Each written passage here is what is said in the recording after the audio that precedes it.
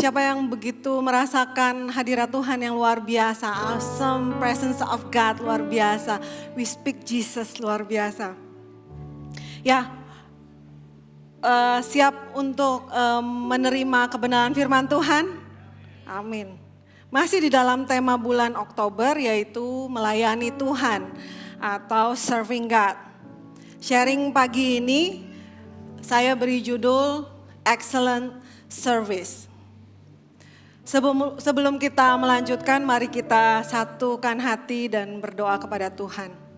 Kita berdoa. Bapa di surga, terima kasih Tuhan buat pagi hari ini kami boleh ada di gereja ini ya Bapa, di rumahmu ya Bapa. Terima kasih buat kesehatan, terima kasih buat kondisi yang baik. Terima kasih buat setiap hal yang boleh Tuhan kerjakan dalam hidup kami sehingga kami boleh ada sebagaimana kami ada hari ini ya Bapa. Kami percaya Tuhan semua karena anugerah Tuhan. Semua karena kasih karunia Tuhan. Kalau bukan karena Engkau kami gak bisa ada di sini Tuhan. Kami mengucap syukur menaikkan segala hormat dan kemuliaan hanya bagi nama-Mu ya Bapa. Saat ini kami mau duduk diam mendengarkan Engkau ya Bapa. Mari Tuhan, kami punya hati dan pikiran yang rindu akan Engkau, haus dan lapar akan Engkau Tuhan. Kami mau mendengarkan Engkau saat ini ya Bapa. Kami percaya Tuhan, Engkau begitu rindu untuk menyampaikan kebenaran-Mu Tuhan. Dalam setiap kami, di setiap hidup kami ya Bapa. Kami percaya Tuhan, tidak ada dari kami di sini yang akan terlewat ya Bapa. Kursi demi kursi akan Engkau jamah ya Bapa. Akan Engkau bicara secara pribadi bagi setiap kami ya Bapa. Terima kasih Roh Kudus, kami membebaskan Engkau bekerja di tempat ini ya Bapa. Kami menolak segala pikiran-pikiran yang bukan daripada Tuhan. Kami tolak di dalam nama Yesus. Kami percaya Tuhan, hanya Engkau yang berkuasa di tempat ini ya Bapa. Dan biarlah hadirat-Mu Tuhan yang menguasai kami ya Bapa. Hanya di dalam nama Yesus sama-sama kita katakan, amin, amin. Ya. Excellent service. Saya memulai dengan cerita ya. Jadi bulan lalu saya dan suami saya sedang perjalanan ke luar kota. Kami menginap di satu hotel yang belum pernah kami kunjungi kalau kami visit di kota tersebut. Hotelnya terletak di jalan yang cukup terkenal di kota tersebut dan lumayan padat.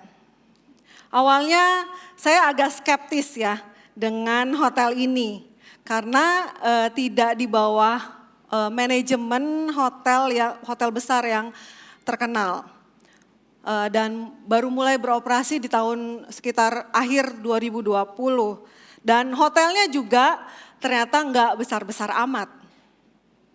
Saya memilih hotel tersebut karena dekat dengan venue meeting kami. Dan di rating di salah satu aplikasi travel, hotel ini lumayan tinggi ratingnya. Namun saya tetap menjaga ekspektasi saya untuk tidak terlalu tinggi.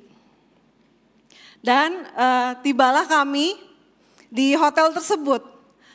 Pada hari itu sudah malam ya, karena hari itu pesawat kami delay hampir 3 jam. Jadi kami lumayan sudah lelah pada saat kami tiba di hotel tersebut. Dengan kondisi yang sangat lelah, kami mulai masuk ke lobi hotel tersebut. Namun dengan perasaan yang menyenangkan. Front office yang begitu ramah, penuh senyuman yang tulus. Saat itu terlihat tulus di mata saya. Dan proses check-in-nya juga cepat. Karena kami dalam kondisi yang lelah, kami butuh proses check-in yang cepat. Sehingga kami boleh cepat naik ke kamar dan istirahat. Jadi, dan memilihkan kamar sesuai dengan note yang saya pesan. Semua spesifikasi yang saya request itu tercentang semua. Sampai di kamar, kami menemukan kamar yang sangat bagus, rapi, bersih, wangi. Dan dengan segala fasilitas yang menurut saya untuk hotel yang gak begitu besar, oke banget. To cut the long story short, ternyata Kami mendapatkan pengalaman menginap selama 4 malam yang sangat menyenangkan. Sarapannya itu enak banget. Housekeepingnya bekerja dengan sangat baik, merapikan kamar setiap pagi, bahkan setiap jam 6 sore, ini yang gak saya ketemui di hotel lain. Setiap jam 6 sore, pintu kami itu diketuk. Awalnya kami kaget, diketuk oleh housekeeping. Kemudian saya tanya, ada apa ya? Saya gak pesan apa-apa. Oh, gak apa-apa Bu, ini setiap jam 6 sore kami menawarkan apakah mau dirapikan lagi kamarnya. Luar biasa gitu. Pagi sudah dirapikan, jam 6 dia mau rapiin lagi. Mereka menggunakan juga amenities yang bagus, teh dan kopi yang good quality. Menyusunnya juga dengan sangat rapi, memastikan jumlahnya sama, di tempat yang sama, sangat rapi. Ini mungkin karena saya rada OCD, jadi saya sangat memperhatikan hal-hal yang sangat detail tersebut. Dan saya appreciate. Pada saat saya pinjam meja setrika, dengan cepat datang meja setrika dengan full size ironing table, yang lumayan kaget juga. Bahkan mereka menyediakan hair dryer seperti size besar kayak di salon. Cewek-cewek seneng banget ya kalau terima ada hair dryer sebesar itu. Dan masih banyak lagi hal yang membuat saya happy di hotel tersebut. Kalau saya teruskan akan jadi kayak review hotel ya, bukan sermon di sini. So, everything is beyond my expectation. Mereka menyediakan lebih dari apa yang saya harapkan, lebih dari ekspektasi saya. Saat kami check out, saya menuliskan review di guest comment card hanya 2 kata, excellent service. Kami meninggalkan hotel tersebut dengan perasaan yang sangat puas, satisfied. Dan harapan one day saya mau balik lagi ke situ. Saya mau, kalau ke kota itu saya mau di situ aja. Di satu sisi, ada satu lagi cerita yang saya alami. Beberapa hari lalu, saya lagi pengen makan keripik singkong. Dan dapat info kalau keripik singkong di satu tempat ini enak. Pergilah saya ke tempat tersebut yang lumayan agak jauh dari rumah. Sampai di rombong penjual keripik singkong itu, saya ternyata yang jual adalah seorang bapak yang sudah agak tua ya. Sambil tersenyum menyambut saya, beliau tanya, mau beli berapa Mbak? Saya jawab, beli 20.000 aja Pak. Beliau menjawab dengan sopan, dengan tetap tersenyum, siap Mbak. Sambil mengambil plastik dengan keripik, beliau tuh bertanya dengan sangat ramah, bertanya kepada saya, Mbak tinggalnya deket sini, mungkin dia gak pernah lihat saya beli di situ ya, jadi Mbak tinggalnya deket sini. Lalu saya jawab, enggak Pak, area rumah saya di sini gitu. Dan beliau berkata, wah jauh banget Mbak ke sini. Ke sini tuh ada keperluan apa? Mungkin dia pikir ada keperluan lain sehingga saya mampir ke situ. Terus saya jawab, enggak Pak, saya ke sini hanya untuk beli keripik singkongnya Bapak.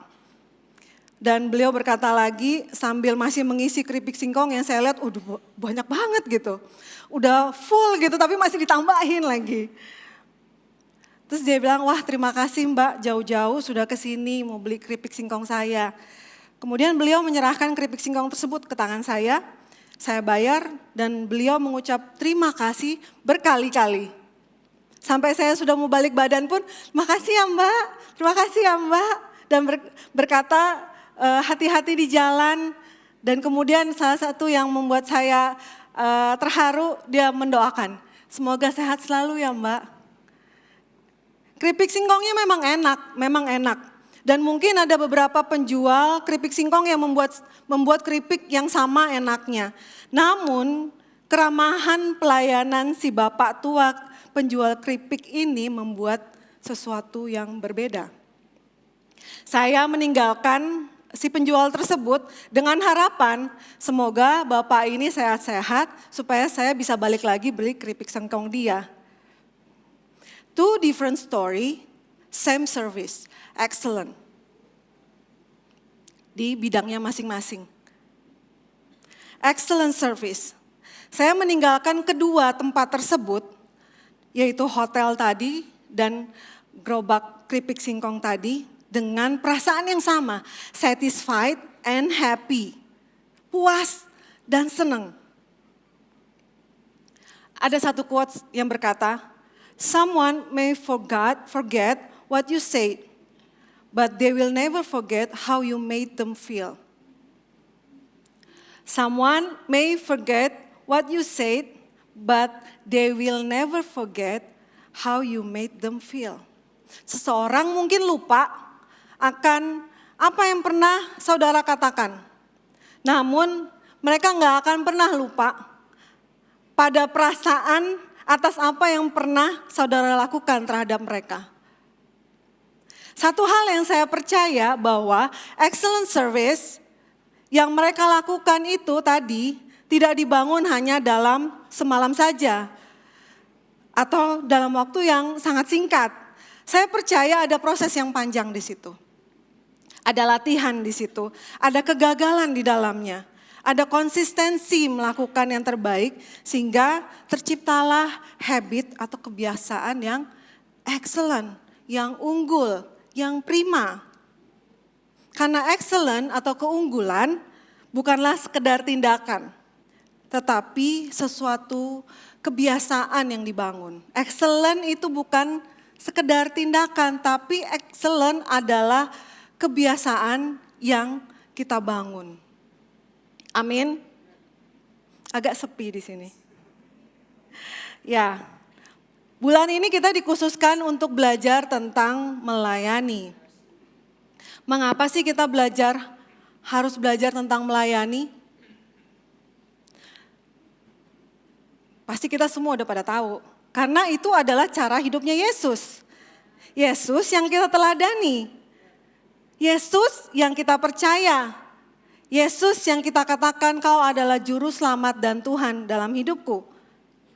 Gaya hidupnya Yesus adalah gaya hidup yang melayani. Jadi kita pun seharusnya memiliki gaya hidup yang sama dengannya. It is our nature to serve. Our nature to serve. Servanthood itu adalah DNA-nya kita. Servanthood is our DNA. Mengutip perkataan Yesus yang disampaikan kepada murid-muridnya di Markus 10 ayat 45, Yesus berkata, karena anak manusia juga datang bukan untuk dilayani, melainkan untuk melayani. Dan untuk memberikan nyawanya menjadi tebusan bagi banyak orang. Yesus datang untuk melayani, bukan untuk dilayani. Melayani, bukan untuk dilayani. Tujuan Tuhan Yesus di dunia ini adalah melayani. Padahal dia itu kita tahu raja di atas segala raja, amin. Tuhan di atas segala Tuhan. Namun Tuhan Yesus mengambil posisi sebagai Sebagai pelayan. Posisi pelayan adalah menempatkan orang lain di atas dirinya sendiri. Pelayan adalah seorang pemberi. Posisinya di bawah yang memberikan, bukan penerima. Yesus memberikan nyawanya supaya saudara dan saya punya hidup dan pengharapan. Service is selfless. Service is selfless. Pelayanan tidak pernah mementingkan diri sendiri. Pelayanan tidak pernah tentang diri kita. Mengutip surat Rasul Paulus kepada orang percaya di Filipi tentang nasihat untuk merendahkan diri seperti Kristus. Filipi 2 ayat 3-11 saya bacakan. Dengan tidak mencari kepentingan sendiri atau puji-pujian yang sia-sia, sebaliknya hendaklah dengan rendah hati yang seorang menganggap orang yang lain lebih utama daripada dirinya sendiri. Dan janganlah tiap-tiap orang hanya memperhatikan kepentingan sendiri, tetapi kepentingan orang lain juga. Hendaklah kamu dalam hidupmu bersama menaruh pikiran dan perasaan yang terdapat juga dalam Kristus Yesus. Pikiran dan perasaan Yesus itu apa? Kasih dan melayani. Yang walaupun dalam rupa Allah, tidak menganggap kesetaraan dengan Allah itu sebagai milik yang harus dipertahankan. Melainkan telah mengosongkan dirinya dan mengambil rupa seorang hamba dan menjadi sama dengan manusia. Dan dalam keadaan sebagai manusia, ia telah merendahkan dirinya dan taat sampai mati, bahkan sampai mati di kayu salib. Itulah sebabnya Allah sangat meninggikan dia dan mengaruniakan kepadanya nama di atas segala nama. Supaya dalam nama Yesus bertekuk lutut segala yang ada di langit dan yang ada di atas bumi dan yang ada di bawah bumi. Dan segala lidah mengaku Yesus Kristus adalah Tuhan. Bagi kemuliaan Allah Bapa. Dia melayani, tidak datang untuk dilayani, namun akhirnya dia ditinggikan oleh Allah Bapa di surga. Apa yang Tuhan Yesus ajarkan dan teladani? Pelayanan adalah tidak pernah tentang diri kita sendiri. Pelayanan adalah seperti yang dikatakan Pastor Andri minggu lalu tentang mengosongkan diri. Tidak lagi memperhitungkan keberadaan diri kita sebagai sesuatu yang perlu dipertahankan. Sama seperti apa yang Yesus lakukan. Pusatnya bukan pada diri kita lagi. Namun pusatnya adalah pada kebutuhan dan kepentingan orang lain. Mengutip perkataan Pastor Jeffrey Rahmat, seni dalam melayani adalah untuk membawa kepuasan kepada yang dilayani, bukan kepada diri sendiri.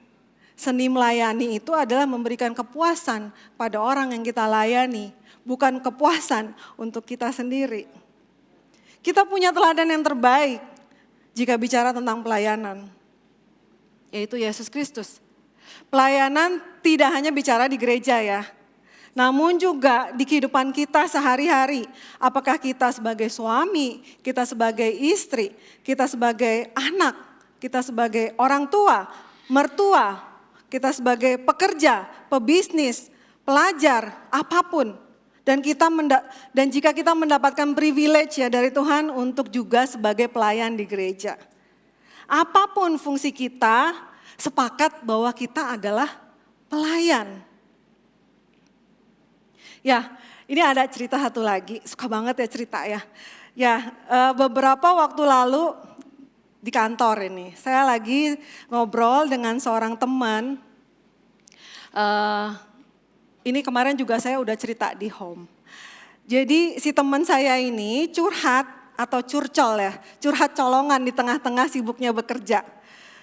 Dia mengeluh tentang sikap beberapa orang yang bosi,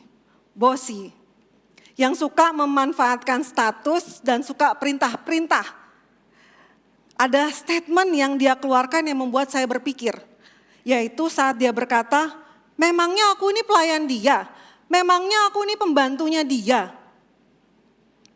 Saya jadi berpikir, saya sering ada di posisi yang dia ceritakan.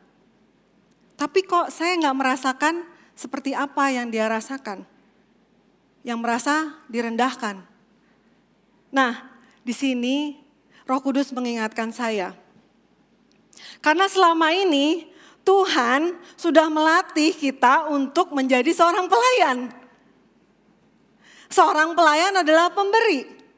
Seorang pelayan itu selalu menempatkan diri di bawah dan melayani. Gesturnya adalah seorang hamba. Seperti Yesus yang mengambil posisi di bawah dan membasuh kaki muridnya.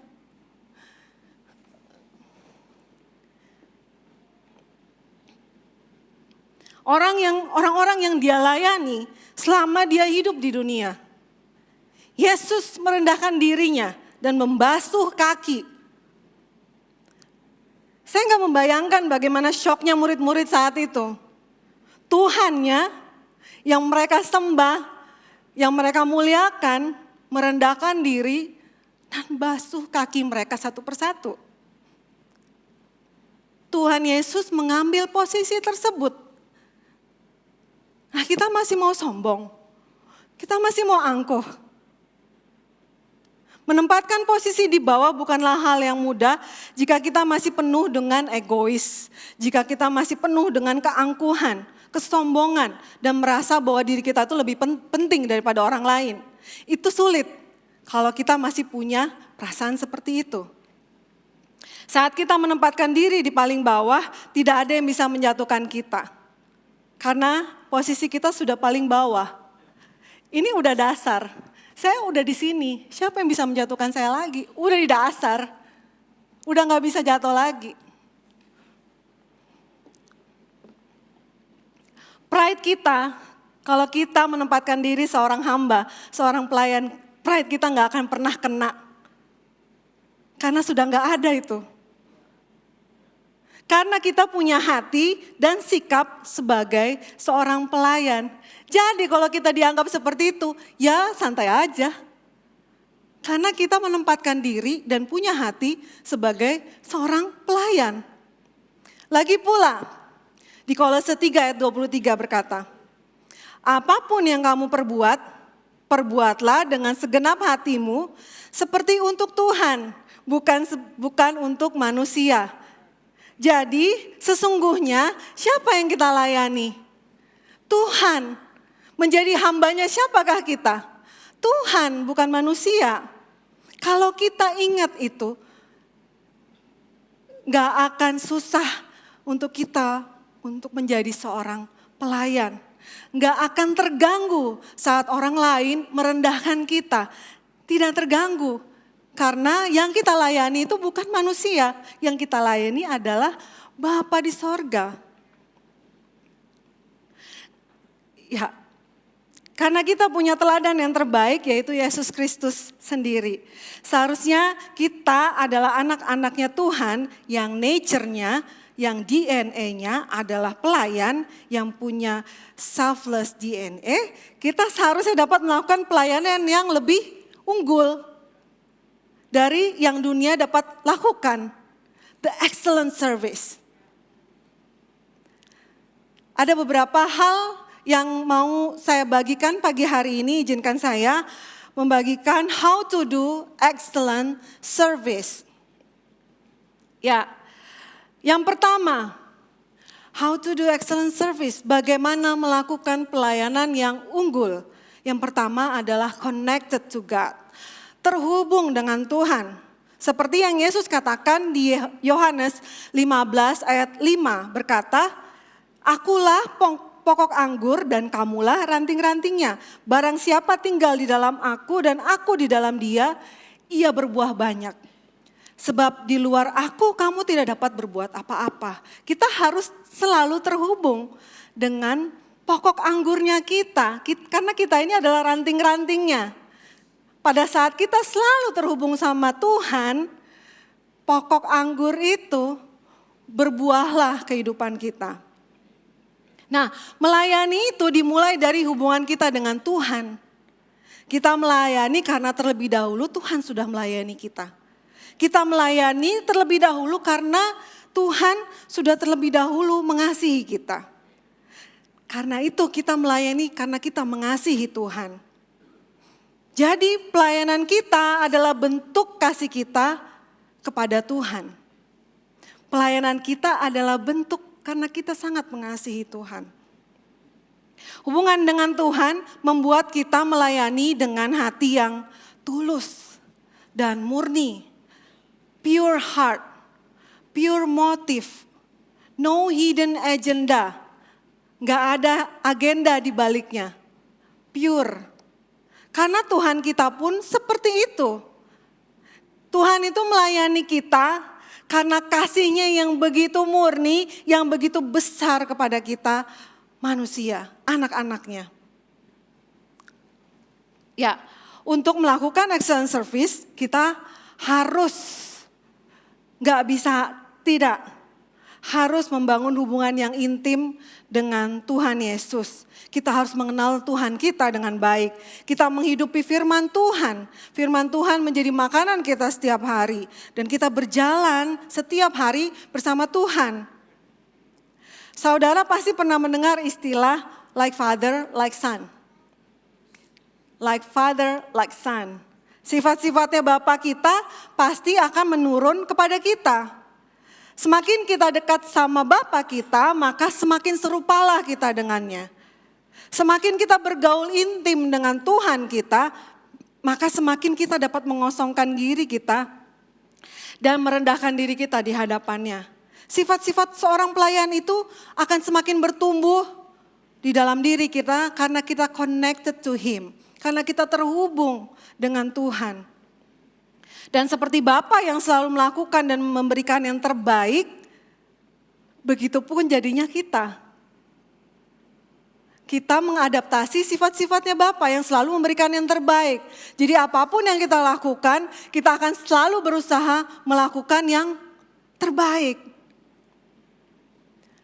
Yang unggul, yang prima.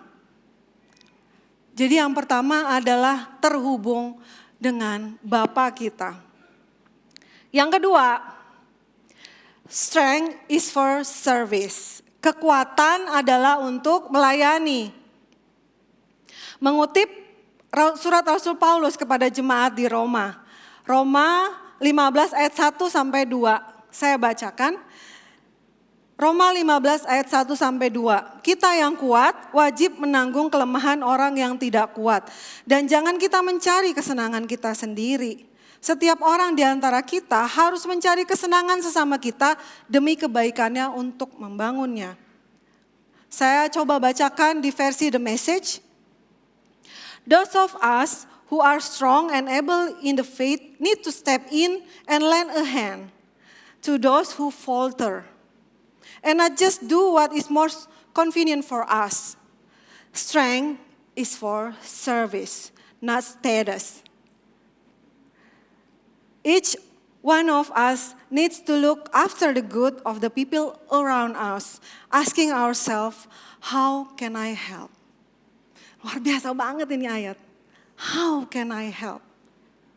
Asking ourselves, how can I help? How can I contribute? Saya bacakan terjemahannya. Kita yang kuat dan mampu dalam iman perlu turun tangan dan membantu mereka yang goyah.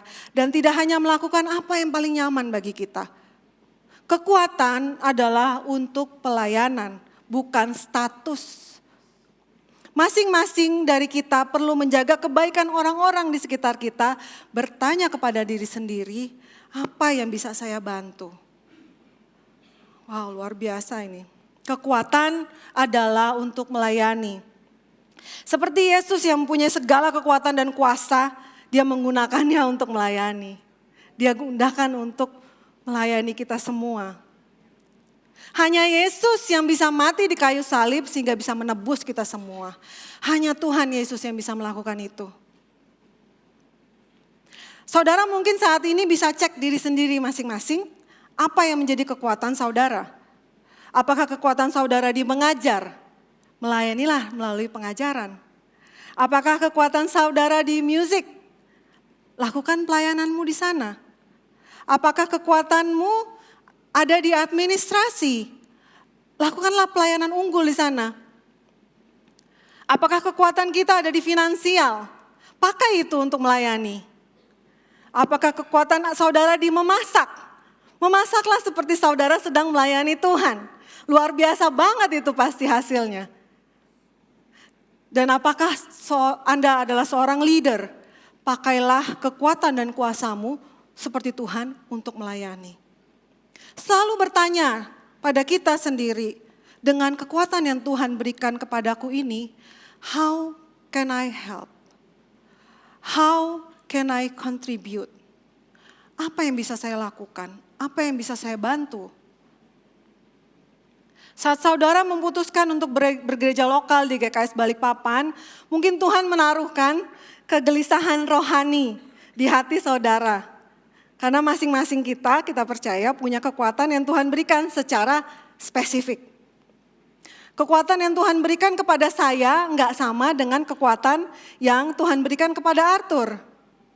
Dan kami ada di sini, taking our part, mengambil bagian kami masing-masing membangun gereja ini dengan kekuatan masing-masing yang Tuhan sudah taruhkan di dalam kita. Kita bisa mengkolaborasikan kekuatan itu dan membangun gereja ini. Ask yourself, how can I help? Tapi ingat, bukannya how can I fix?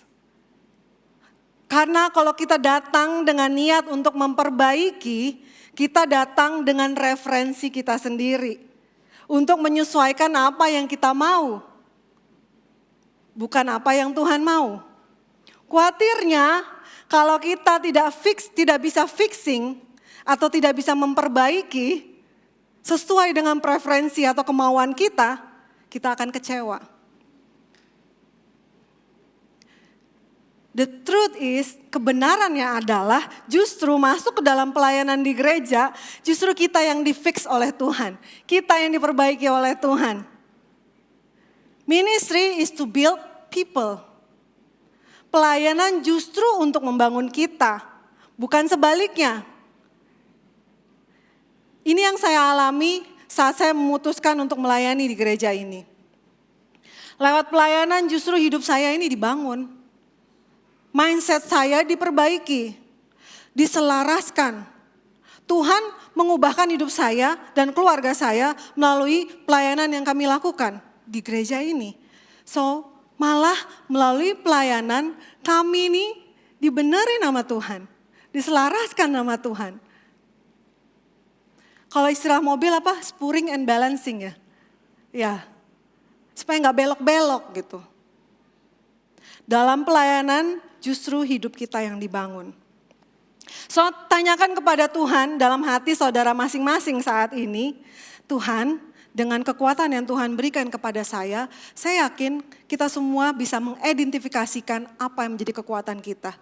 Dengan kekuatan yang Tuhan berikan kepada saya, bagaimana saya bisa membantu? How can I help?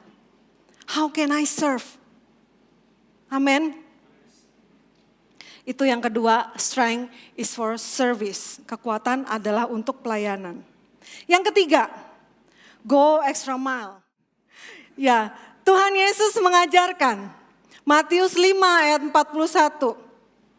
Dan siapapun yang memaksa engkau berjalan sejauh 1 mil, berjalanlah bersama dia sejauh 2 mil. Ini Tuhan Yesus loh yang katakan.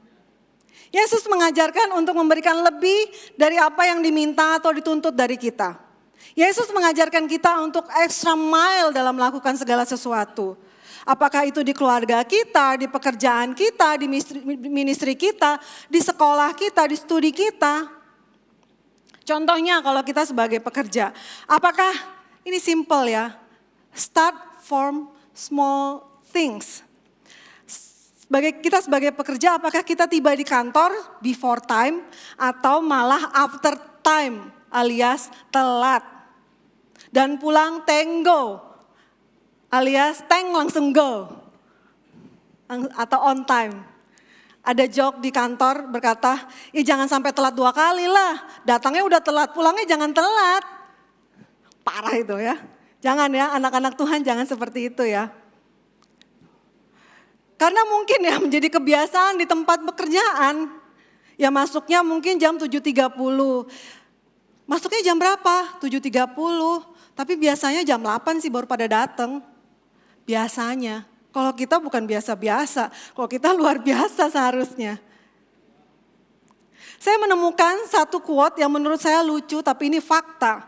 Yang berkata, there is no traffic jam along the extra mile. There is no traffic jam along the extra mile. Yang artinya hanya sedikit orang yang mau melakukan extra mile.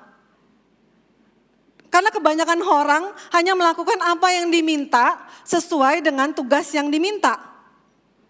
Hanya sedikit orang yang mau melakukan extra mile. Dikasih tugas tambahan langsung protes. Ini gak sesuai dengan job desk saya. Ini gak sesuai sama gaji saya. Makanya jangan heran kalau karirnya ya segitu-gitu aja. Nothing special. Gajinya ya segitu-gitu aja. Mau minta naik gaji sama bos, mungkin bos harus berpikir berkali-kali. Justifikasi apa yang saya buat anak ini supaya saya bisa naikin gaji dia. Kerjaannya biasa-biasa aja, malah cenderung di bawah standar. Go extra mile, seperti apa yang Tuhan katakan. Lakukan lebih dari apa yang diharapkan. Lakukan beyond expectation. Dimanapun kita, apapun yang kita lakukan, di pekerjaan, di sekolah, di bisnis, lebih dari apa yang diekspektasi oleh orang lain terhadap kita.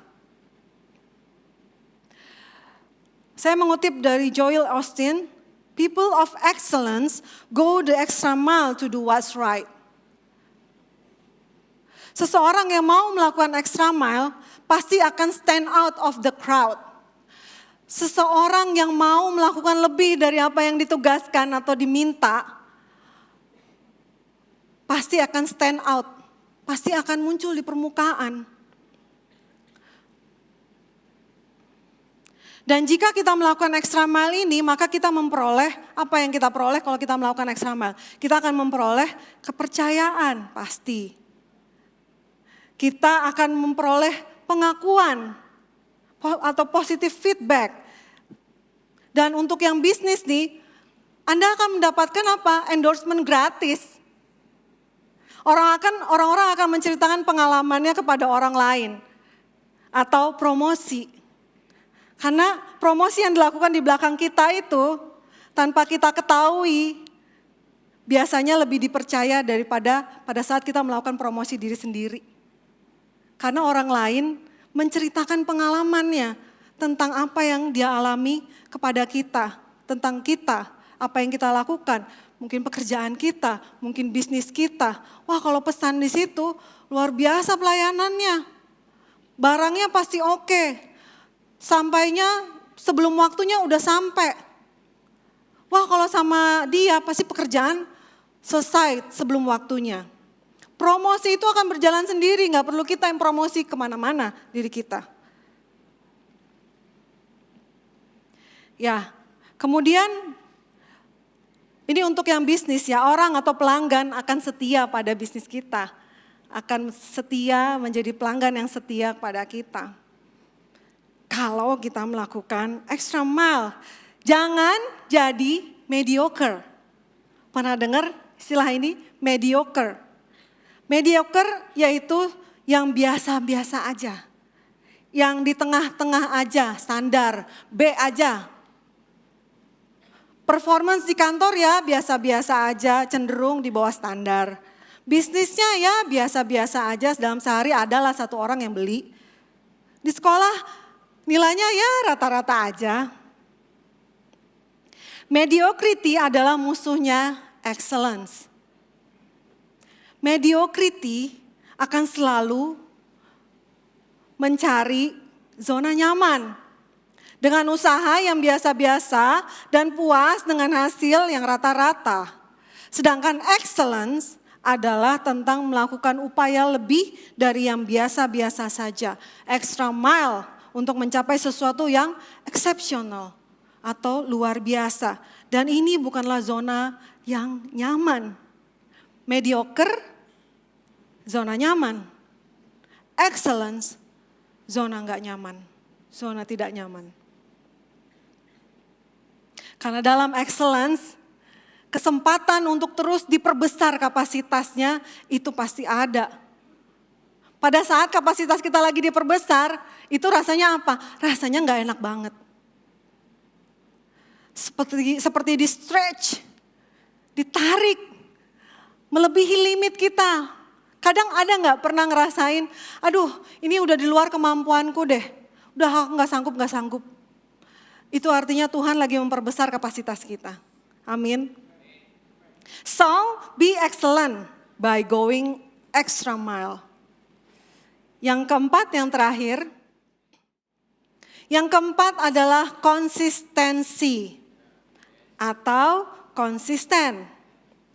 Jika kita ingin membangun excellent service atau pelayanan yang unggul, kita harus membangun konsistensi. Sehingga menjadi suatu habit, itu menjadi suatu kebiasaan.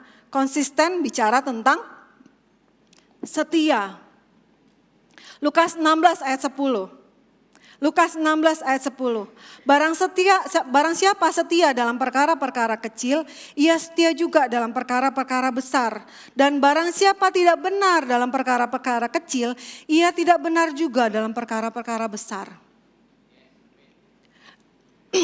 Untuk menjadi excellent harus membangun apa?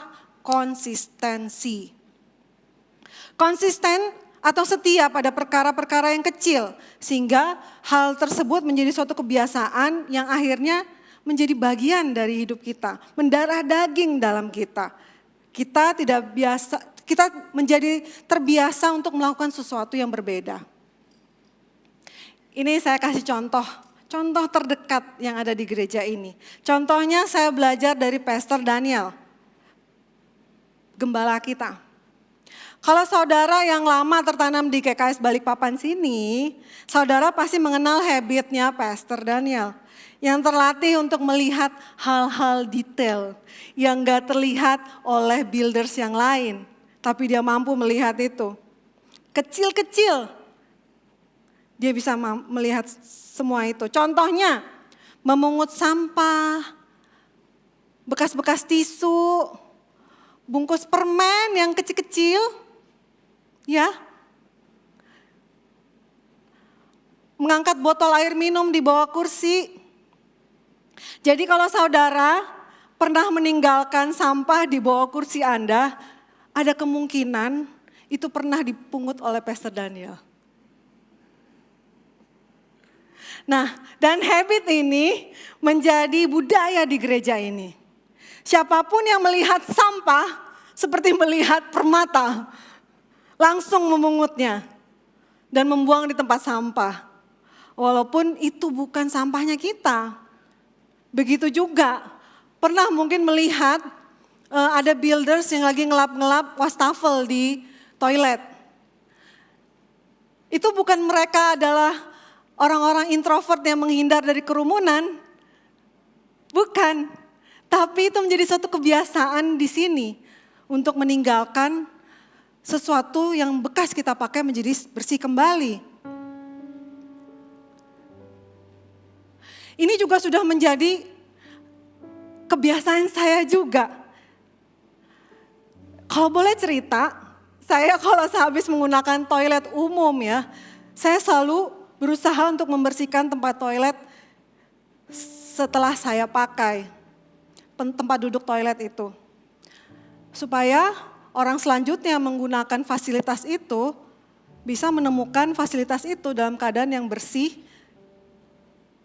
dan tidak ada bekas-bekas saya di situ. Ready to use. Bahkan kalau di kantor ada cairan, kalau kita di kantor tuh ada cairan pembersih toilet gitu ya.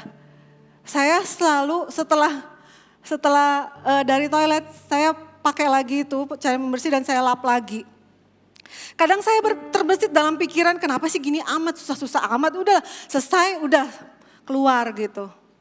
Tapi kok rasanya gak bisa ya, gak tenang meninggalkan fasilitas umum yang sehabis kita pakai gak bersih.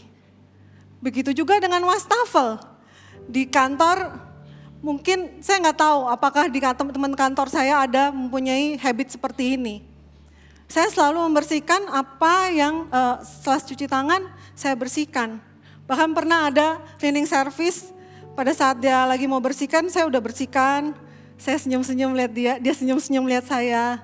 Mungkin dalam hati, ya wah pekerjaan saya mau diambil nih. Saya dalam hati, saya gak akan ngambil pekerjaanmu. Saya cuma membantu pekerjaanmu lebih mudah.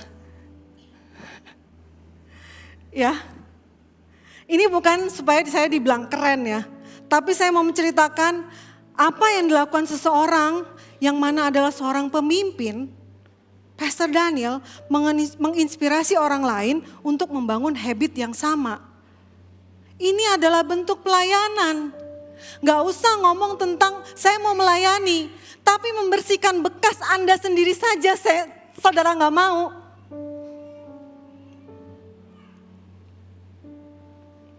Lah emangnya kita petugas bersih-bersih? Memangnya kita ini cleaning service? Bukan tugas kita. Well,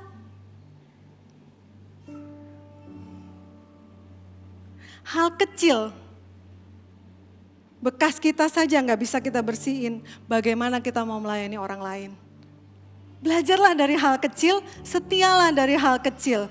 Biar orang merasa terasa gitu perbedaan saat bertemu dengan kita. Terasa tuh efeknya kita, efeknya anak-anak Tuhan. Ini hal sepele. But small is big. Sesuatu yang kecil berdampak besar. Matius 25 ayat 23. Maka kata tuannya itu kepadanya, baik sekali perbuatanmu, hai hambaku yang baik dan setia. Engkau telah setia memikul tanggung jawab dalam perkara yang kecil. Aku akan memberikan kepadamu tanggung jawab dalam perkara yang besar. Masuklah dan turutlah dalam kebahagiaan Tuhanmu. Saya mau mencoba membacakan dari versi New Living Translation, NLT, berkata, The Master said, well done, my good and faithful servant. You have been faithful in handling this small amount. Now, I will give you many more responsibilities. Let's celebrate together. Satu yang mesti kita bold sama-sama, dikatakan good and faithful servant. Good and faithful servant. Bukan good and faithful leader. Bukan good and faithful CEO. Bukan good and faithful businessman. Bukan good and faithful pastor. Atau apapun posisi kita saat ini. Tapi dikatakan good and faithful servant. Kita ini semua pelayannya Tuhan. Apapun yang kita lakukan saat ini, kita adalah pelayannya Tuhan. Kita sedang melayani Tuhan sebagai seorang leader, sebagai seorang CEO, sebagai seorang businessman, sebagai seorang pekerja, sebagai seorang entrepreneur, sebagai pastor, sebagai ibu rumah tangga, you name it. Dan mungkin saat ini ada di antara saudara merasa di posisi yang kurang diperhitungkan atau kurang dilihat. Setia saja melakukan yang terbaik, yang unggul, konsisten saja. Walaupun mungkin saudara merasa tidak ada yang notice saya melakukan ini gak ada yang melihat saya. Tidak ada yang melihat kesetiaan yang saya lakukan. Ada. Siapa? Tuhan. Tuhan melihat apa yang tidak terlihat oleh manusia. Tuhan melihat apa yang terlihat yang kita lakukan di tempat tersembunyi. Tuhan melihat kesetiaan kita, konsistensi kita untuk melakukan yang terbaik. Tuhan melihat kita melakukan yang terbaik untuk melayani Tuhan. Saya mau katakan, saudara tidak pernah tahu saat waktunya tiba untuk promosi. Di waktu yang tepat, bertemu dengan orang yang Tuhan kirimkan, yang sudah Tuhan set up to meet you, untuk bertemu dengan Anda. Tuhan akan kirimkan orang itu, dan melalui orang itu, Tuhan akan membawa saudara naik ke permukaan. Dan orang-orang akan melihat Anda, saudara, karena Tuhan yang mengangkat. Dan ingat, kalau Tuhan yang mengangkat, Tuhan yang membawa kita ke atas, siapa yang bisa menurunkan? Gak ada. Gak ada yang bisa menghambat. Gak ada yang bisa menurunkan. Buah dari kita yang setia untuk melakukan yang terbaik apa? Amsal 22 ayat 29. Pernahkah engkau melihat orang yang cakap dalam pekerjaannya? Di hadapan raja-raja ia akan berdiri. Bukan di hadapan orang-orang yang hina. Ini janji Tuhan. Saat kita melakukan yang terbaik. Saat kita konsisten. Extra mile. Melakukan yang unggul. Janji Tuhan apa?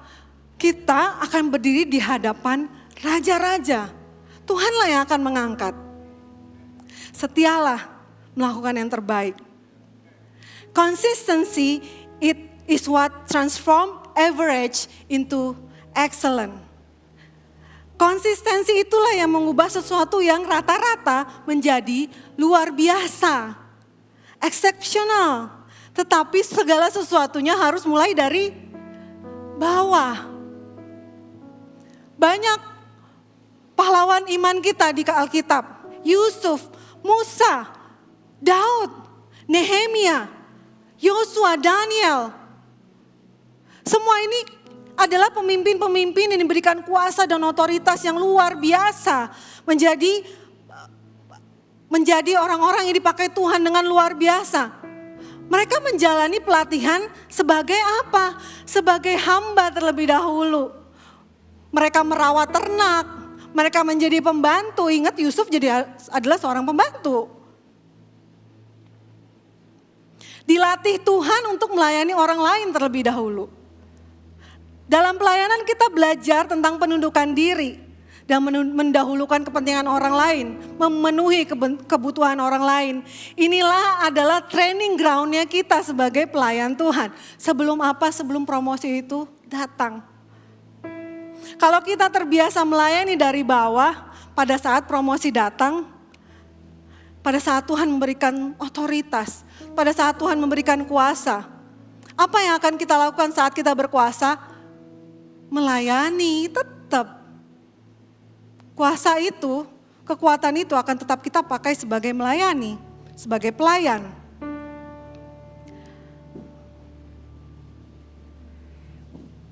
Ya, sebagai penutup. Sebagai penutup. Lakukan apapun yang saat ini sedang Anda, saudara lakukan. Bagian kita masing-masing sebagai bentuk pelayanan kita kepada Tuhan. Kita melakukan untuk Tuhan, bukan untuk manusia. Dan lakukan yang terbaik. Do excellent service. Bagaimana caranya? Selalu terhubung dengan Tuhan. Temukan kekuatan kita dan pakailah itu untuk melayani. Lakukan apapun bagian kita dengan extra mile. Lakukan lebih dari apa yang diminta. Melebihi ekspektasi. Dan lakukan secara konsisten. Ayat penutup kita, Matius 5 ayat 16. Demikianlah hendaknya terangmu bercahaya di depan orang, supaya mereka melihat perbuatanmu yang baik dan memuliakan Bapamu di surga. Saya ulangi sekali lagi, kita baca sama-sama. Matius 5 ayat 16, 1, 2, 3. Demikianlah hendaknya terangmu bercahaya di depan orang, supaya mereka melihat perbuatanmu yang baik dan memuliakan Bapamu yang di sorga. Amin. Saya undang untuk bangkit berdiri. Kita melakukan excellent service, supaya apa? Supaya orang-orang yang kita layani merasakan perbedaan dari apa yang dirasakan mereka melalui pelayanan kita, melalui apa yang dikerjakan oleh anak-anak Tuhan. Supaya Bapa kita di surga, Tuhan Yesus Kristus dimuliakan. Amin.